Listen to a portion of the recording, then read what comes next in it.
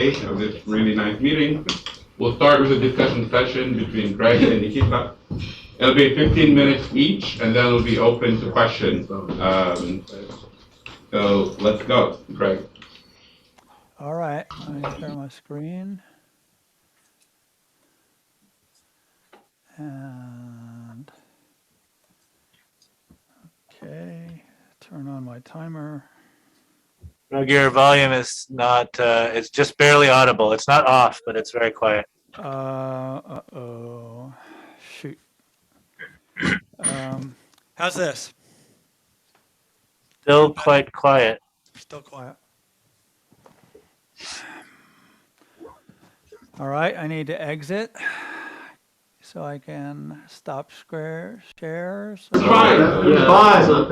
problem in Edinburgh. The sound is is a a local problem. problem in Edinburgh? Yes. Yeah. Yes. Yeah.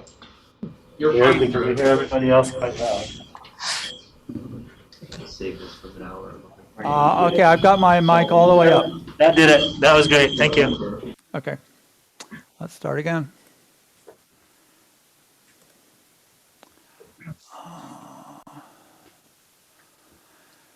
All right, well, like Mike. Greg, you're not sharing. You're not sharing your screen anymore. Shoot. Not off to a good start here, are we? Share screen. Here we go. Share screen from the beginning. Hello? Okay. How's that? See it? Yeah.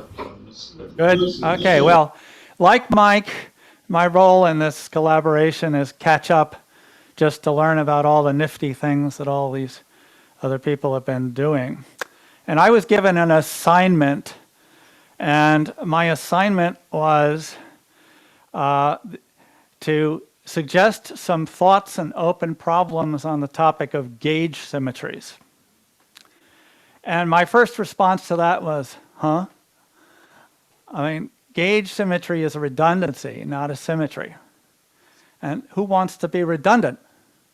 But then I had an idea. Maybe I should answer a different question and just leave out the word gauge. So let's just call symmetries, global symmetries are symmetries, gauge symmetries are not symmetries, they're redundancies. But then it occurred to me that we live in a world with gravity. And I think that's an experimental fact that even Republicans and Democrats can agree on.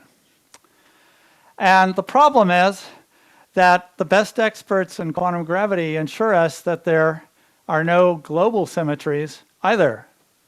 So that's all, folks. Well, not quite. Because gauge symmetries are useful. Why are gauge symmetries useful? It's worth reflecting on that. The answer that's usually given is locality in field theory. And it is kind of amazing that all of the forces of nature are based on field theories, based on a gauge principle. For some kind of irrelevant redundancy, it seems to be very powerful for describing nature. So why is that? I don't really know why that is. And also in mathematics, the intersection theory on moduli spaces of partial differential equations, which come out of gauge theory, often associated with Q fixed points from a supersymmetry. That's another story for another time. But gauge principles lead to very effective partial differential equations where intersection theory on the moduli space of these PDEs leads to global invariance of manifolds. So this facile argument, this facile answer of locality, gauge symmetries are good for locality, doesn't seem so obvious from that point of view. Now it is true that these moduli spaces are stacks, and the automorphisms of objects carry important information that you only recover from a gauge principle. But that's not the full story either, because, after all, homogeneous coordinates for CPN and projective and injective resolutions are ways of introducing redundancy, if you like a gauge principle, that are very, very useful. So I just wanted to leave you with that kind of philosophical thought. Why are gauge symmetries useful? They're not symmetries. But if we grant that they are useful, then there are some traditional questions that we might think about. Like, what are the interesting extensions of the automorphism groups of a principal bundle P for a gauge group G over a manifold, semi-direct, the diffeomorphisms of that manifold? What are the interesting extensions of these in higher dimensions? So we know that when we have a one-dimensional manifold, we get loop groups and Virasoro groups, and it's all very interesting and leads to a huge amount of interesting things. What about higher dimensions? I don't think people are seriously thinking about that. And there are further problems here, like what can we say about the topology and geometry of these groups? And what can we say about the representation theory of these groups? Okay, old-fashioned questions. Maybe one of the reasons that people aren't seriously working on this, as far as I know, is that, at least in the physics community, the topology change and duality symmetry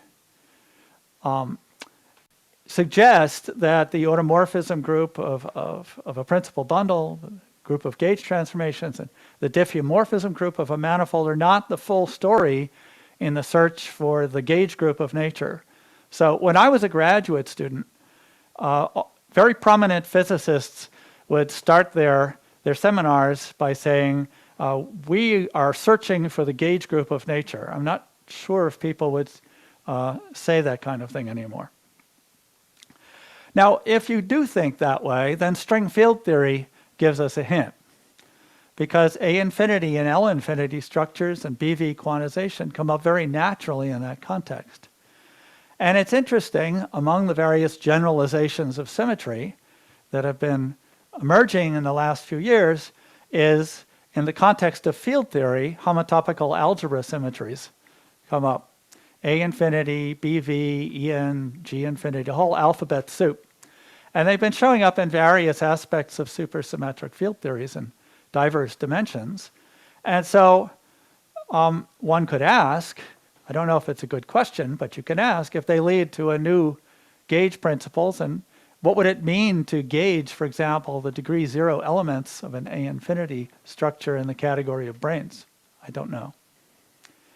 Now, it's another generalization of symmetry that's been emerging in the last years, and that has to do with P-form gauge theories and these closely related subject of P-form symmetries.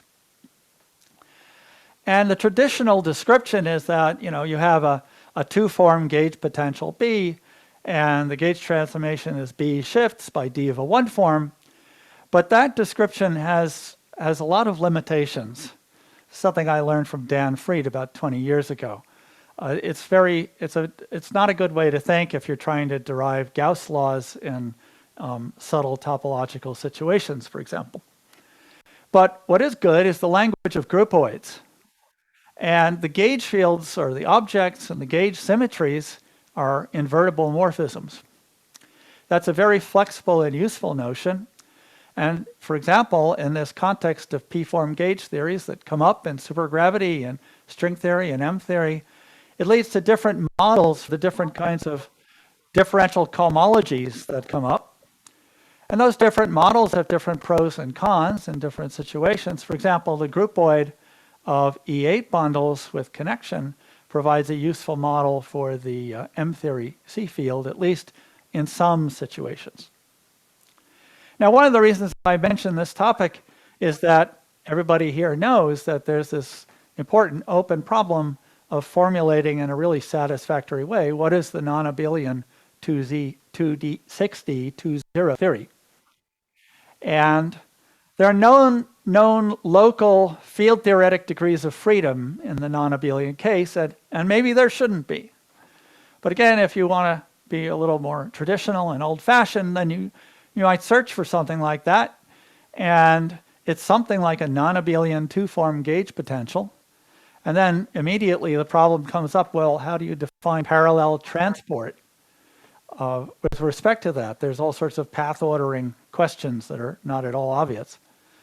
What is clear is that it should be some kind of map of chiral WZW models associated to bordisms between surfaces, but it's nothing like the Chern-Simons theory. It's not flat, and it might be interesting to try and characterize what you think the axioms for such a parallel transport are.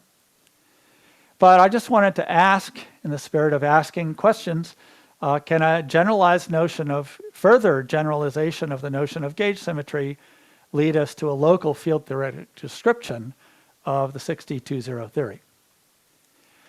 Now there's another kind of generalization of symmetry, and that's the topic of this workshop, categorical symmetry. And in the last few days, we've heard several definitions of what categorical symmetry is. It's not obvious to me that they're all equivalent. So I think this is still something worth thinking about, what is categorical symmetry. And let me just ask the collaboration whether the following notion has anything to do with categorical symmetry. So supposing we have a family of field theories with control parameters S. And at the back of my mind, I have this example of two-dimensional 2-2 Landau-Ginzburg models where S is the space of calorimetrics and holomorphic Morse superpotentials. And then we have a bundle of defects over S. And they form a local system. That's the point I want to stress. So in this Landau-Ginzburg case, for example, if you have a path in S, you can construct an A infinity functor, f of p, from the A infinity category of branes at the initial theory to the A infinity category of branes at the final theory. And this functor behaves a lot like a parallel transport. So if I have homotopic paths, a flat parallel transport. So if I have homotopic paths, then I have homotopy equivalent A infinity functors. And if I compose the functors for two paths, then I get something homotopically equivalent to the functor for the composition of the paths. Now we can make the standard maneuver of making the control parameters the target space for space of fields. And then we see that this f of p describes a defect, and these equations up here tell us how to collide those defects. So it is related to defects. So it has some of the flavor of what other people are talking about with categorical symmetry. But if we think of this f of p as a kind of categorical parallel transport of a quote gauge field, I could ask if there's an underlying gauge principle, and if so, is that a valid way of thinking about what a categorical symmetry is? Right, so the title of the conference has Global Categorical Symmetries, and the organizers assigned me the task of talking about gauge symmetries, so it's a complete no-brainer to ask the question, what would it mean to gauge a categorical symmetry? And again, over the past few days, we've heard some discussion of that, quite a lot of discussion of that. I have to say that the examples that I think I understand are all rephrasing of orbifolds in 1+1 dimensions.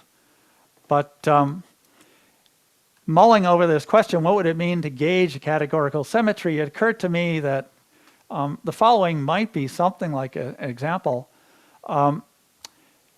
So as I understand it, an important aspect of these categorical symmetries is that morphisms are not necessarily invertible, unlike the case of groupoids. So what about the bordisms of manifolds themselves? Those are morphisms in a bordism category. Could we think of those as morphisms in a categorical symmetry in gravity? If so, that would suggest that it might be interesting to consider the result of summing over bordisms in a topological field theory. And lo and behold, exactly that has been discussed over the past 2 years or so in the quantum gravity community, and some interesting results have started to emerge. So that's all, folks. That's really all, folks. And now I'm going to hand it over to Nikita.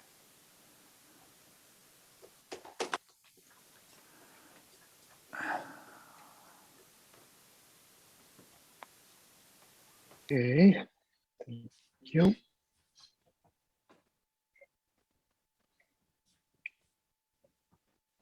Okay, I have two options to share. Let me try that. Can you see my screen? Yes. That's correct. Someone's screen. No, it's the same. It's Nikita. Okay. Well, that's all, folks. So after Greg's presentation, he left very large shoes to fill. So let me go back to the kind of beginning and ask why are we talking about symmetry? So I don't know if you know this, but or if you notice that, but if your brain is shut off from the outside world, the conscious starts creating some kind of world without no stimuli. And first, what it creates is a kind of a sequence of symmetric patterns, which then can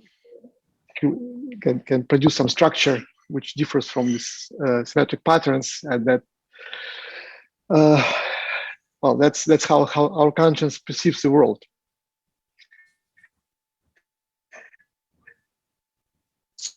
So the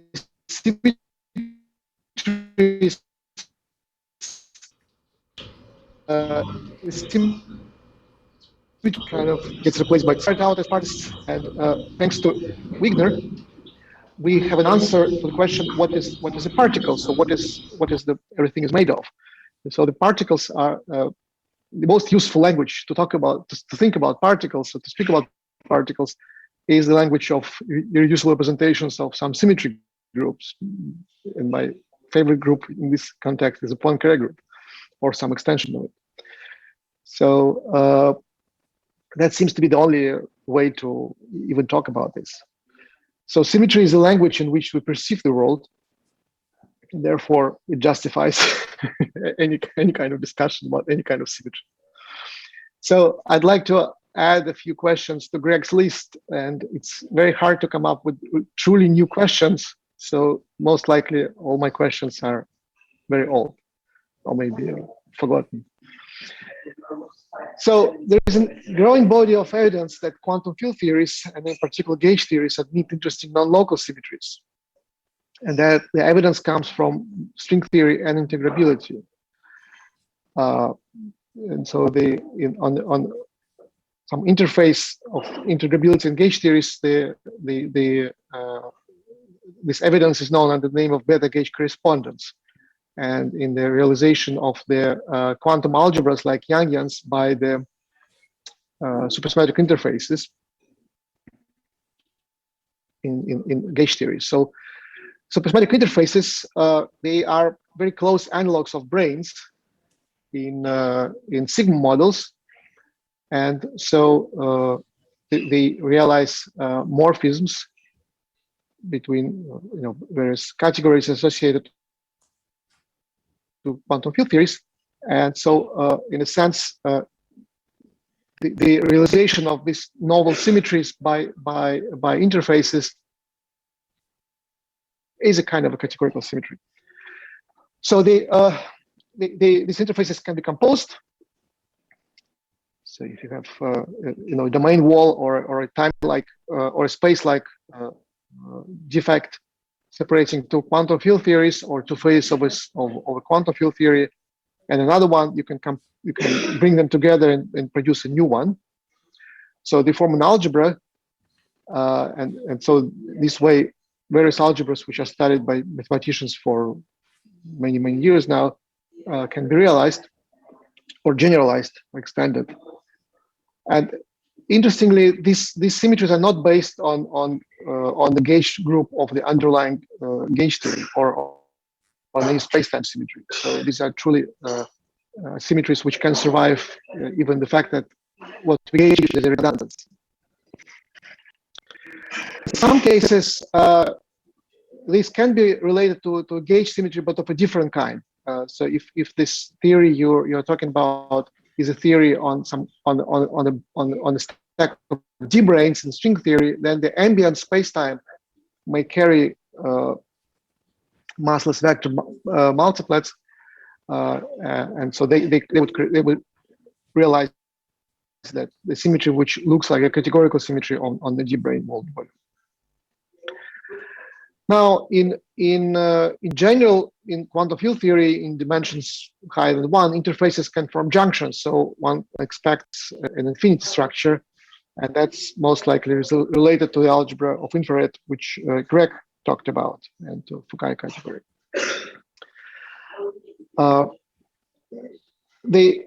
This is to be compared to the mysterious, to me, appearance of the Youngian of a superconformal algebra in a planar n equals 4 superangular theory, which reveals itself in various aspects of that theory, but it is realized in a different way. And another thing which all this seems to be related to are the asymptotic symmetries of theories with massless bosons like photons or gravitons, the so-called BMS symmetries.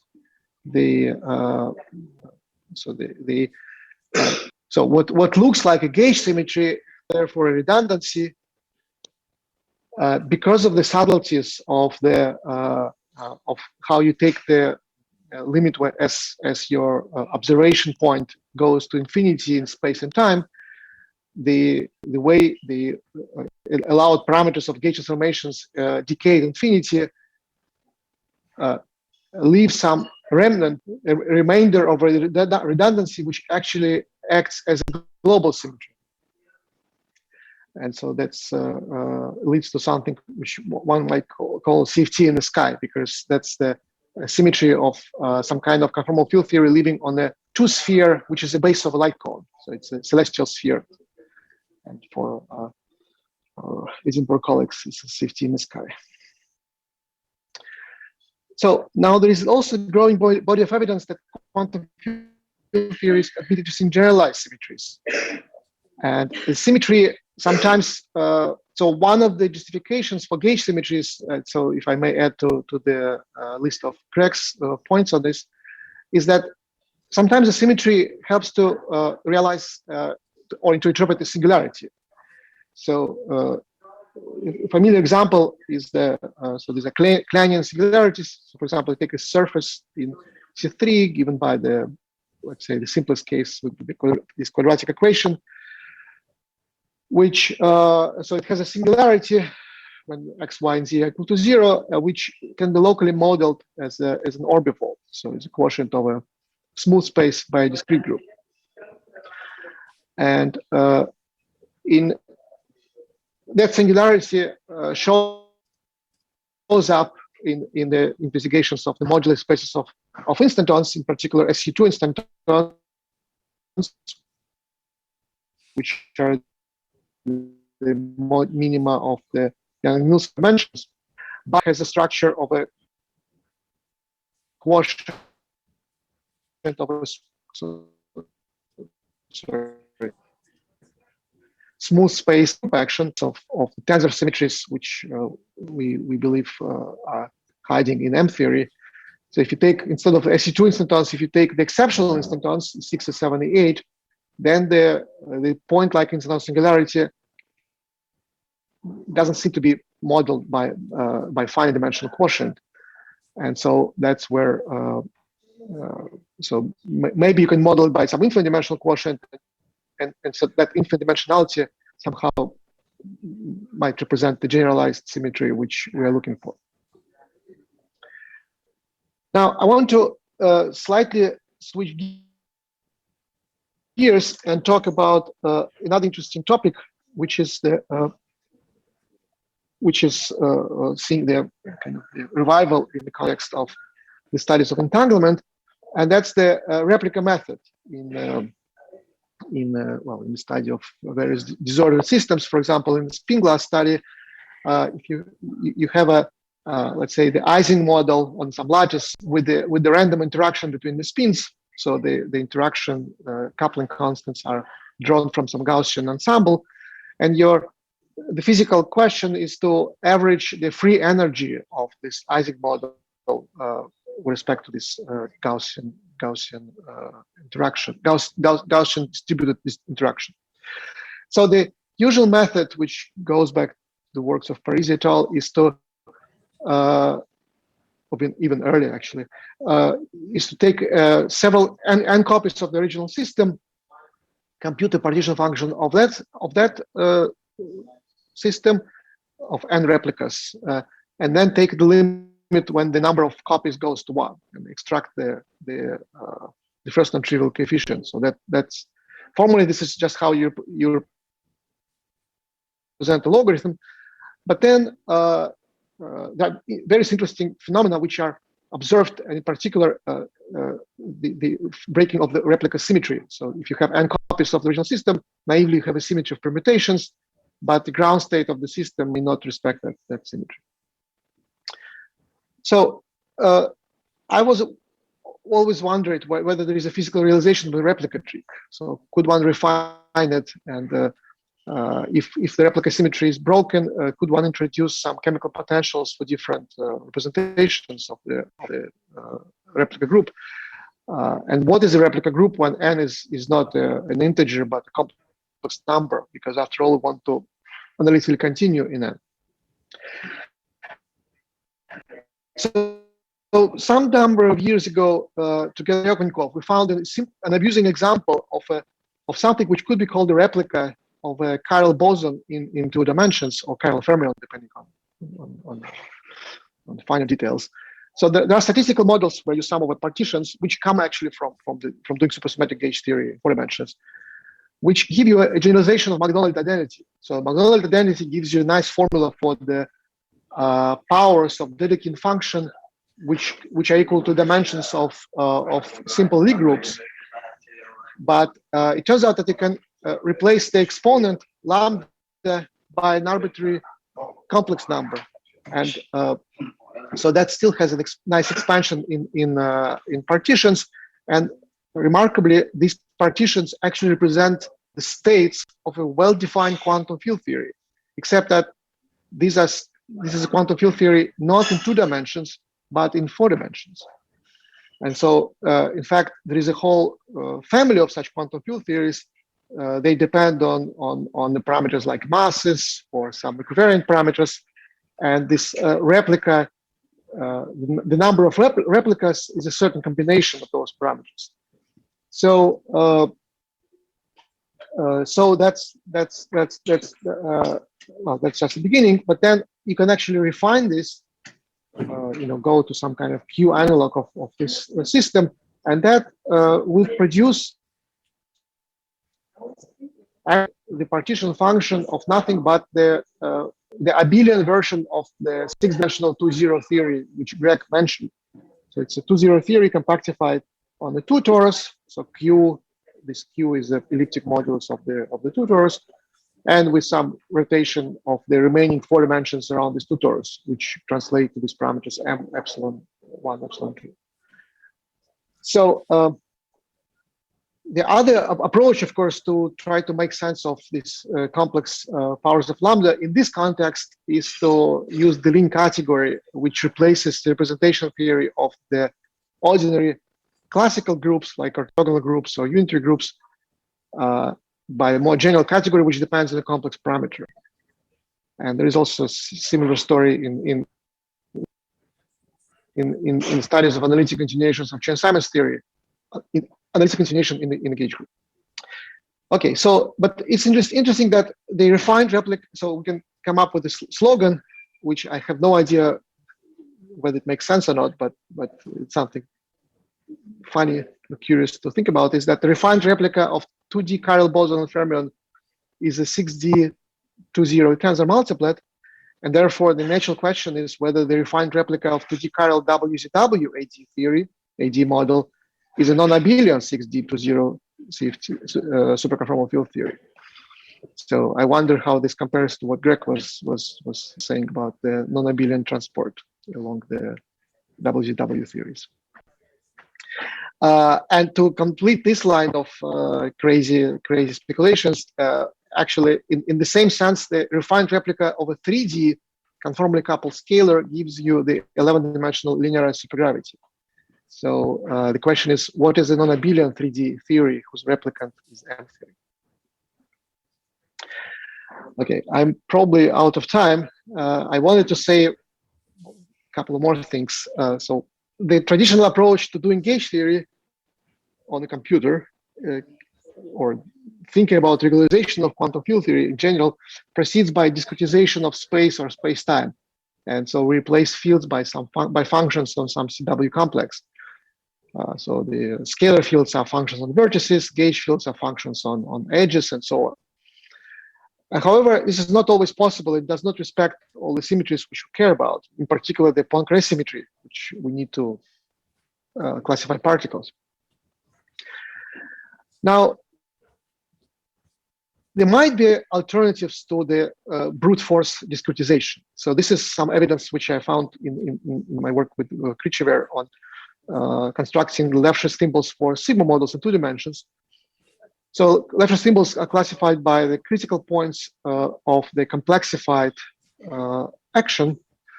And in the case when your action is the Dirichlet functional for maps of a 2 torus to a sphere or a projective space, we found that such classical solutions can they always fit some finite dimensional integrable algebraic integrable system. And so this finite dimensionality is of the kind of the space of trigonometric polynomials on the torus of fixed degree. So it is sort of similar to the space of functions on the finite lattice, but it is non-linearly embedded in the space of fields. So it's tempting to say that there is another way of approximating the space of fields by replacing them by fields on growing lattices, on fine and fine lattices. Instead, you take the spaces of non-linear trigonometric polynomials of growing degree, and that also turns out to be the dense space in the space of all functions. But for this space, the analysis is much nicer. Okay, last crazy thoughts.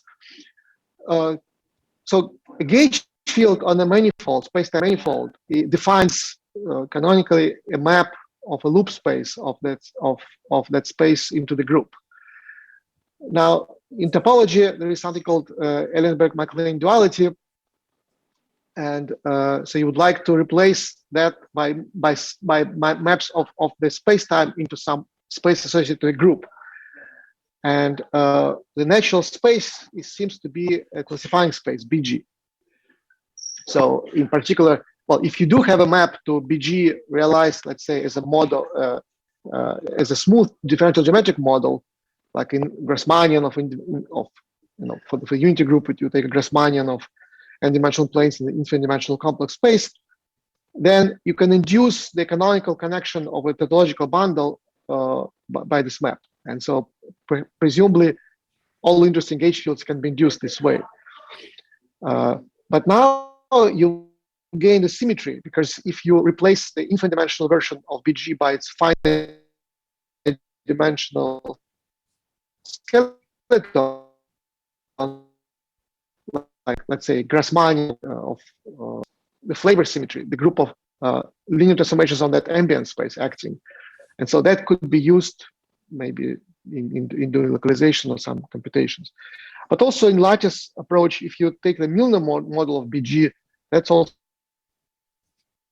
seems to be interesting alternative to networks, and the interesting relation between topology and piecewise linear geometry and the control of microscopic topology, which was recently discussed in the theory of fractals. Okay, non-locality and gravity. So this is the last topic which Greg mentioned, so I wanted to add something to it as well. Instead of talking the fashionable ER equals CPR things, I'd like to talk about something which makes sense mathematically, and that's symplectic field theory. So for physicists, this is a string field theory for the A-type topological strings. So this can be actually analyzed quite explicitly in the case where the manifold which on which you study symplectic field theory is a Riemann surface. So this can be summed up and brought into the form of a generalized gauge theory, living on that Riemann surface with an interesting duality between gravitational descendants and primaries on the wall sheet of a string and the walled volume of the target space. So it turns out to be conventional looking topological field theory based on some infinite dimensional gauge group, but the natural observables of the Grove-Witten theory correspond to the single trace operators of that gauge theory. So the things which look like a trace of some big matrix to some power. However, in gauge theory, we cannot restrict ourselves with single trace operators. We have to add multiple trace operators, which are like products of these primaries. And if you decide to map it to the original Grove-Witten type story, it means that you need to generalize Grove-Witten theory by allowing non-local incidence conditions on the wall sheet. So some distinct points on the wall sheet mapped to one point in target space, some additional restrictions. And so that looks like creating dynamical wormholes. Okay, so I cannot finish without mentioning the Batani-Wilkowicki formalism, because that's a framework for studying generalizations of conventional gauge symmetry and gauge symmetries and generalized symmetries which emerge after we integrate out some of the fields of the conventional gauge theory. So and so there's a lot to be said on this topic, and there are interesting things to be said about the space of parameters of gauge. We could produce, for example, new invariants of manifolds by integrating the generalized Grove-Witten classes, this time not on the modular space of metrics or like classifying space of diffeomorphisms, but on the modular space of more general parameters like masses or some twist parameters. And in this way, it seems that the old story of the topology of complements to discriminants and in various bifurcation diagrams, the singularity theory seems to come back to life. Okay, and the last thing which I want to say is that there is an undying urge to relate quantum gravity to gauge theory, besides holography and ADS-CFT, and that's and even though this idea has been shut down many times, there are things which seem to support that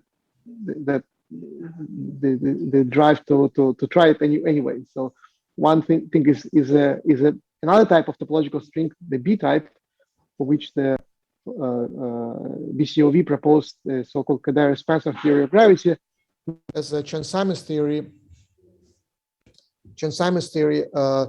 based on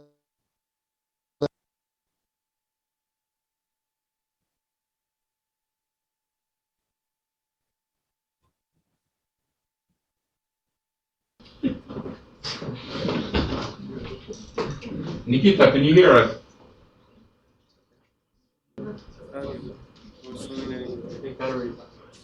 Okay.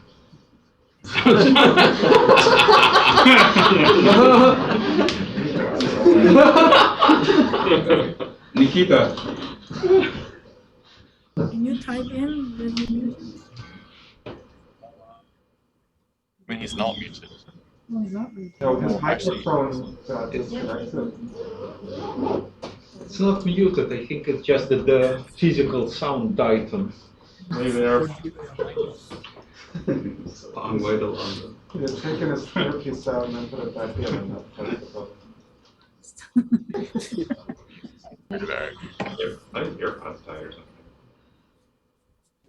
How about now? Yes, Better. yes, that worked for the last minute. How about now? Yes, yeah, we can hear you. You can hear us. Stop sharing. Ibu, I think the mic is over there for the. There's the mic. Okay, how about now? Yes, I can hear you. give He thumbs cannot up. hear us. Probably has the speaker off. All right, I apologize. Can you hear me now? Yes.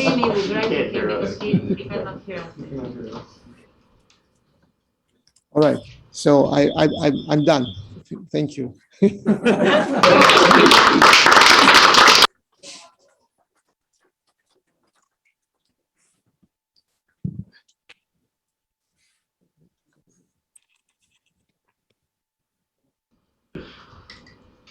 You mean didn't? Yeah. You said we did. We did not. Signer.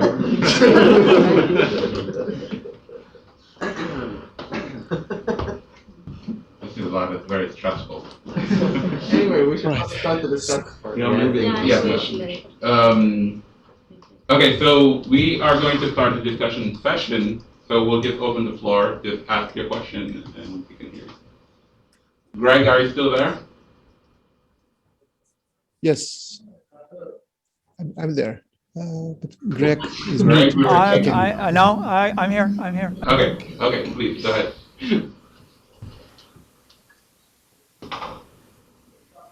Sorry, somebody. Okay, you did not hear my last minute. So in the last minute, I said that the crazy idea is to try to. So as Categorical theory is the Chern-Simons theory for the group of volume-preserving diffeomorphisms on some three manifold. Maybe M theory is a Chern-Simons theory for the tensor, so for some kind of tensor symmetry. So that's all I said.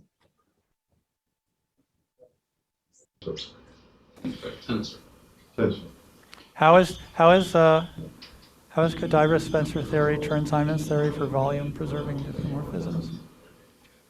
Oh, actually, wait. I think I know that. Okay, yeah. But go ahead. Why don't you explain? No, explain it. Okay, well, three forms in 6 dimensions form. So if you look at the orbits of the group of general linear transformations on the space of 3 forms, there is a big orbit which consists of 3 forms which can be realized as real parts of a holomorphic 3 form with some choice of a complex structure on the 6 space. But another big orbit corresponds to the 3 forms which are sums of 2 decomposable forms. So they describe split structures. So complex structure is some kind of relative of a split structure. Complex structure is the operator which squares to -1, and the split structure is an operator which squares to +1 with the equal number of positive, negative eigenvalues. So if you take the Lagrangian of Beshatsky, Chakotay, Green-Buffer and write it for the split structure instead of the complex structure, then it will describe a Chern-Simons theory which lives on something like the space of leaves of foliation of half dimension, so 3-dimensional foliation. And the gauge group is a group of the volume-preserving diffeomorphisms on the transverse slides. Volume-preserving diffeomorphisms on the leaves, and it lives on the space of leaves. The theory itself lives on the space of leaves.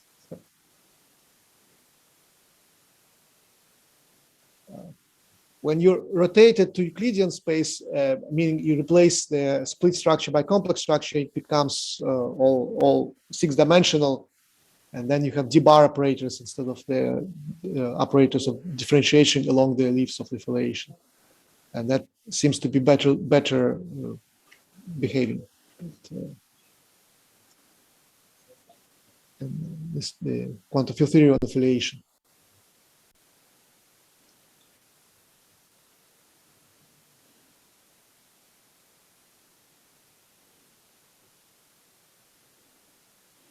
So Nikita, you said something about signal models for finite dimensional approximations of PG, if I understood you correctly. So if we take CPN model and take n to infinity, so it looks like U1. Is there any way to think about the large n as a U1 gauge theory? That's the idea. So somehow try to realize. Well, I mean, it seems kind of excessive for Maxwell theory to try to realize it as a single model on CPN with large n. it all depends on what kind of equations we want to impose on the maps to CPN. So maybe with the right choice of equations, we'll get that. But the idea is that okay, maybe it's overkill for Maxwell, but maybe it will be just the right thing to do for Young-Mills. Give the simplest possible example. I suppose it won't have SUN symmetry, or do you think it will? Well, there is an SUN symmetry for CPN. I mean, it might be broken. It might be so. If, for example, in 2 dimensions, we know that CPN model develops mass gap, and the ground state breaks. So the ground state actually has this. Well, for CPN, actually, we don't know that much. But I mean, if you take maybe the orthogonal case, so for the sphere of large dimension.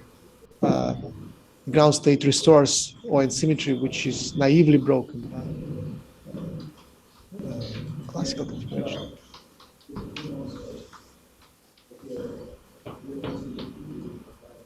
But it seems that if you do take this symmetry seriously, then you can introduce chemical potentials and then go to a different phase of the theory. And maybe this is related to some defects in Maxwell theory, which we didn't think about. So you can introduce symmetries in gauge theory by placing defects, which would introduce degrees of freedom which live on submanifolds, which can transform under some flavor symmetries. So maybe that's what this approach amounts to, which is just some condensation of defects.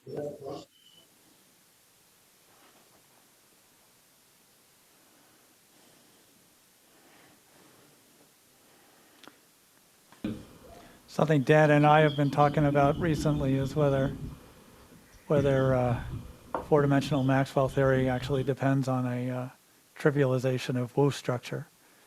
In principle, it does. We couldn't really see very much places where that could happen, but maybe with defects. So that would be an interesting. How's that, Greg?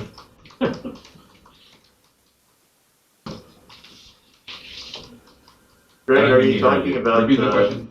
this W2, W3 anomaly? No, it's can't rule it out. I'm just saying that the six-dimensional theory requires a trivialization of a Wu structure. Oh, sorry, 60. And Maxwell theory is just the 6D theory on a torus. So Maxwell theory should also depend on a trivialization of Wu structure. Well, that's a super Maxwell theory. So No, I think just good old Maxwell. Just take the tensor multiplet of 6 dimensions, right? Yeah, but you have fermions. Pardon? You have fermions there. Just the self-dual field. No. Just take a self-dual field, just an abelian. Oh, you said tensor multiplet, but you meant just tensor field. Oh, I see. Okay. I'm not awake yet. Yeah. Okay. It's probably evident from my talk. Yeah. This feels like the middle of the night for me. Yeah, I meant tensor, just the tensor field. Well, So, the reason I said W2, W3 is because if you have Maxwell theory, even with gapped charges, if you know that it's actually a spin C connection, so fundamental charges are fermions, and maybe if you also know that the monopole is a fermionic particle, then there's this gravitational anomaly, W2, W3, which you can cure exactly like you're saying. You need to choose a Wu structure. Oh, okay. That's it. Okay. I should not have dismissed it. Okay, yeah, maybe. But maybe that's the theory you get, because that is somehow like the SL2Z invariant choice to have everybody be a fermion. Indeed, yes, indeed. What if we put this Maxwell theory in lattice, a la Zabrick and Shaw, with fields on edges, but also on I guess on plaquettes and inside the cubes, so to to control the topology. So where would you see the utilization of Wu structure there? You have to be careful Seems to like include there is- fermions. But Greg said there are no fermions. Well, No, you, I think he's talking about defects, which are fermionic, like monopoles.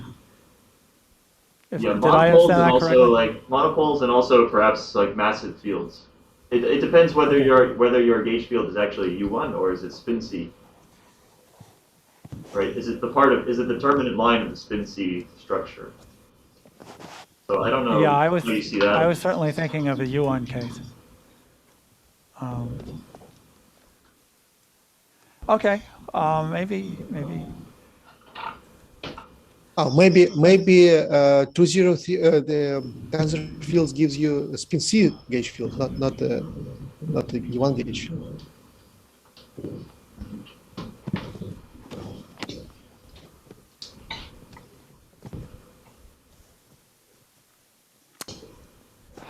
Yeah, not too many degrees of freedom. I guess not. Yeah, I'm not sure. You want to change the gauge group to be spin C? No. Sorry, it's so no, spin C. no, that's not going to work. I mean, that's like a non-abelian theory. Spin C. No, spin C structure. It's not. Oh, I It's see. not. Oh, you want it's to not depend gauge on group, a it's spin C structure. No, I Means want to that go it's the other not a- way. I want to go the other way. I mean, Maxwell theory should not depend on, I mean, you should be able to define it on unoriented manifolds. Certainly non-spin manifolds. But at least, if you read Hopkins and Singer and say that it comes from 6 dimensions, it should depend on a trivialization of Wu structure. But probably that's not Maxwell theory, which comes from 6 dimensions. Well, that's news to me. I mean, the partition function works fine. Okay, maybe we can get in a couple of more questions. Constantine, I believe you have. Well, it's not And the about duality symmetries also follow naturally that way. I don't have a question, I have a very low-brow remark based on something that Greg said. You asked the question of what it means to gauge non-invertible symmetries. There is a template answer for that. If you think of a symmetry as some kind of algebra acting on the quantum field theory, gauging it would mean tensoring with some augmentation of that algebra. The difference with respect to the group is in the case of a group, you have a trivial representation all the time and you use that. That's why you don't think you need to supply something extra to gauge a symmetry. When you have an algebra of symmetry, you do have to supply an extra piece of information to gauge it, which could be an augmentation or some other module. So there is a template for answering that question, what it means to gauge the higher categorical symmetry. It's a very That's interesting. Constantine, could you elaborate on that? What's an example? Anything, including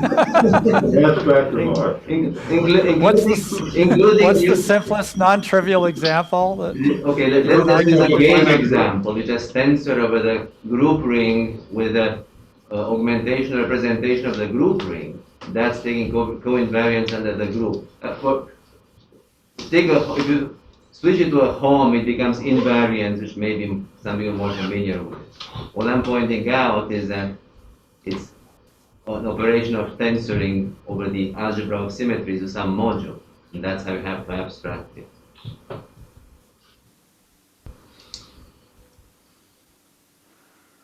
But you could do it in 3 dimensions, 2 dimension topological setting. You have module categories over tensor categories, and you pick something which you might think of as a trivial representation and tensor over a tensor category with that. So you have a 2-dimensional module category for the tensor category. So the tensor category has non-invertible symmetries on the 2-dimensional field theory, and then you choose some other smaller, nice module category and form a tensor product like a sandwich of the 3D theory of 2 boundary conditions. You say that you've gauged the symmetry.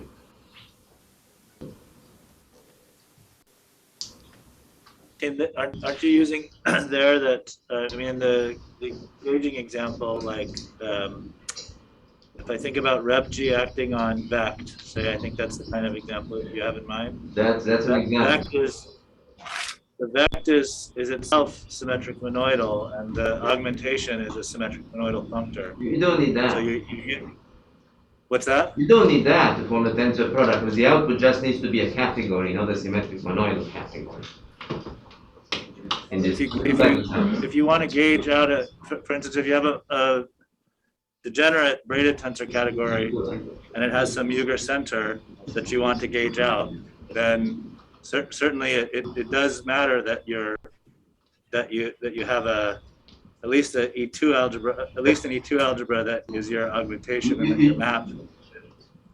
You just went to higher dimension from where I was, and that's correct. You need some higher Enex. As you increase the dimension, you need some higher Enex. That is correct.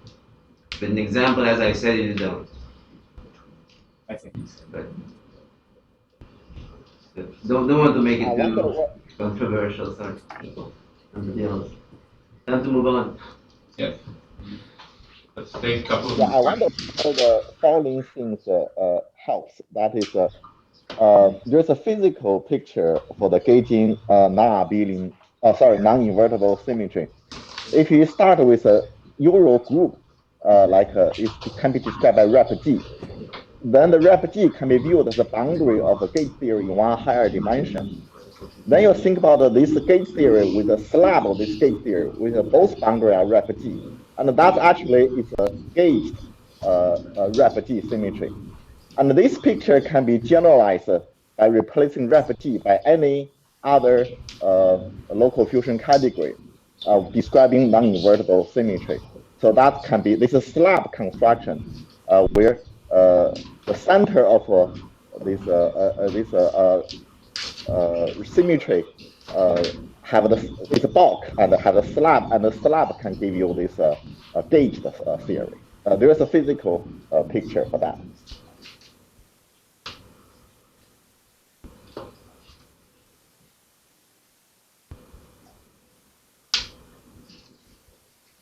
Can I just make one more comment on the 60-40 question? Because I think in the peanut gallery we resolved it. So you take, when you take this torus that you're going to compactify on, you have to choose a spin structure. And different choices of spin structure will give you different versions of Maxwell theory that are all very similar. But to get the SL2Z, you want to choose the Ramon-Ramon spin structure. And that's the thing that's going to give you fermionic charge and fermionic monopole and this W2, W3 anomaly. So if you think about choosing a Wu structure on the product, that's like a spin structure on the torus plus a Wu structure on the 4 manifold, which will trivialize the anomaly that happens here. Okay, yeah. But still, there's a torsor of Wu structures. Yeah, there you need to make this choice. There, right, but there's a torsor of Wu structures. I think it's a torsor for H3 with Z2 coefficients. And so there should be some physical quantities should depend on that. Yeah, if you like, the H3 is going to split, at least how the class of structures I told you, they're product structures. So it splits as, I guess, like H1 on the torus. So you can choose 4 different spin structures there. And there's 2 SL2Z orbits. And yeah, I'm not sure what to say. I think we know from Zabik-Witten theory that the S duality applied to the ordinary Maxwell theory produces a spin C structure. So that probably corresponds to the even spin structures which are permuted by the SL2Z. Nikita, that's actually not So that's true. the second orbit. It's not ordinary Maxwell theory. It's ordinary Maxwell theory with a monopole of the fermion. Okay. Yes.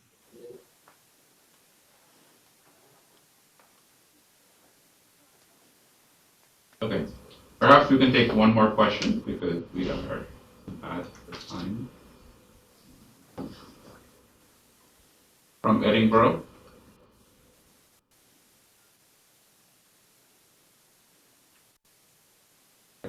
I have thought of one. It would be nice to get more comments also from the gallery. towards the end of your talk, both of you hinted on questions of quantum gravity, in a sense where you have to sum over some Fordism groups. Can you comment more on this? And perhaps you can also get some comments from other people. Yeah, I can say something about, that was Ibu, right? Yes. And did I understand the question? You wanted to know a little more about sums over Bordisms? Yes. All right. I thought I might get that question, so I actually prepared a slide. Let's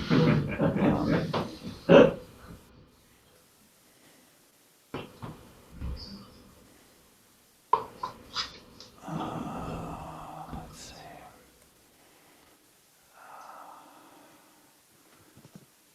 There it is, right on the nose.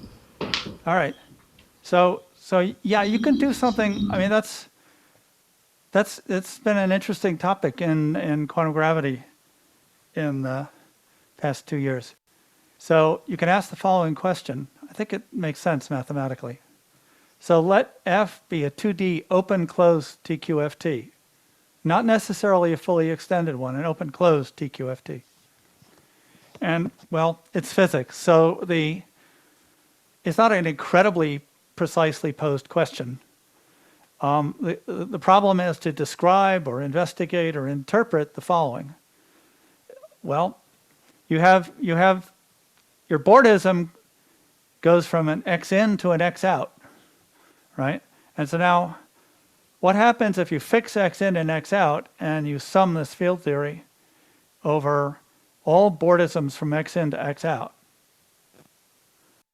And you might think that in 2D topological quantum field theory, this is totally trivial, but actually, it's really important here that the spaces Y need not be connected. So that's how these quantum gravity people got into it, with all sorts of puzzles about entanglement. And actually, Nikita mentioned ER equals EPR and stuff like that. So the fact that you're summing over Bordisms which are not necessarily connected, but are nevertheless Bordisms between X in and X out, means you get a slightly non-trivial structure. So here's an example of one thing you can say. Supposing that your ingoing and outgoing spaces are disjoint unions of circles. So then we're getting, when we sum over all the Bordisms between these in and out circles, we're getting some kind of linear transformation, some hum, from the symmetric space of Ni copies of C. C is the closed string, what I always call the closed string state space. It's the commutative associative Frobenius algebra that, well, if you like, it's the endomorphism algebra of the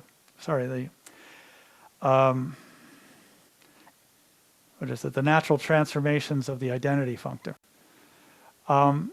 Anyway, it's the commutative associative Frobenius algebra you associate to a single circle. So okay, so F bar is a linear transformation from the symmetric product of the circles to the symmetric product of the circles, and it's useful to assemble all of those symmetric products into a Fock space, or the symmetric algebra on C.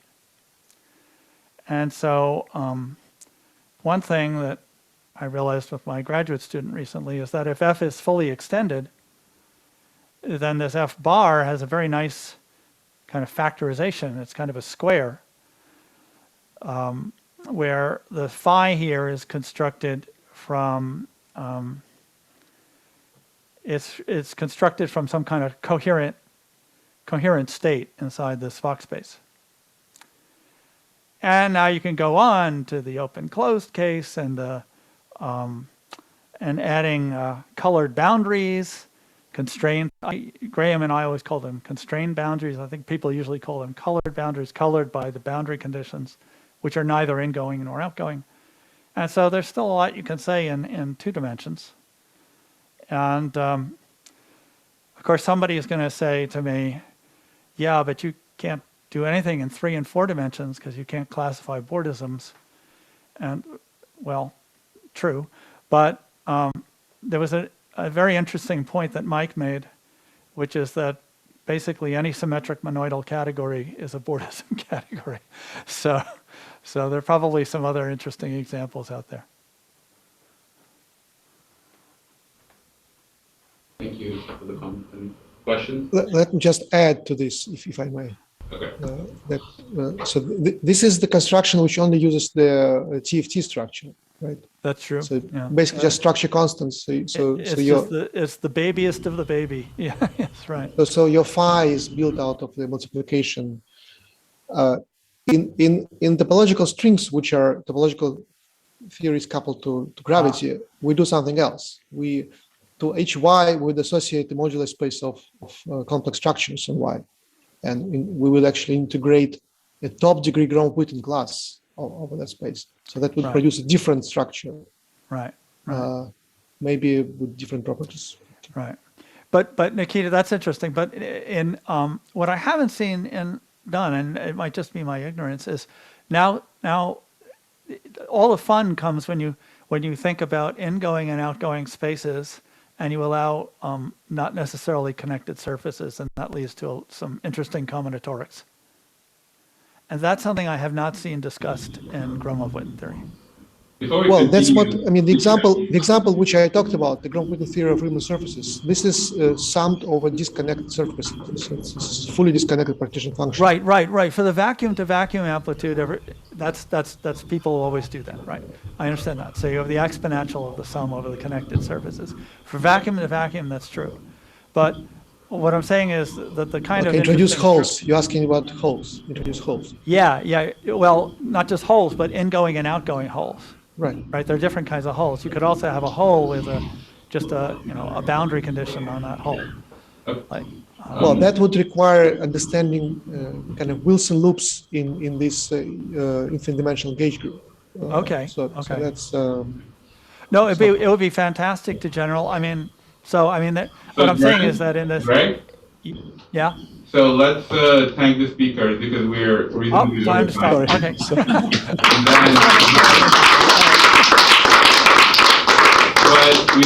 But the discussion can continue for whoever wants to hang around. People can go take a break, and we should come back in 20 minutes. Okay, Nikita, let me finish this because I'm talking to you. Yes. Yes. Okay. So actually, even in this baby